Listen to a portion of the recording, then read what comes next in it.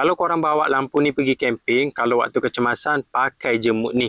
Ataupun kalau korang standby lampu ni dalam kereta, bila kereta korang rosak, pakai je lampu ni. Klik-klik macam ni, baru pemandu lain alert. Dekat bahagian LED dalam dia ni, dia ada campuran warna kuning dan warna putih.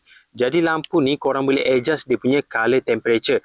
Boleh jadi warna kuning macam ni, warna putih dan warna oranye. Dia boleh adjust macam ni sebab dia punya dalam ni campuran warna. Kalau bateri habis, mudah saja korang boleh cas dekat bahagian sini. Cucuk je USB Type-C dengan USB Type-A. Mudah.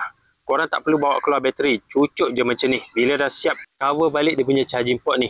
Dan siap ada bateri indicator. Korang boleh tengok berapa bateri yang tinggal dekat bahagian sini. Kalau ada indikator macam ni baru mudah. Baru nanti nak buat kerja, boleh tengok dulu berapa persen bateri yang tinggal.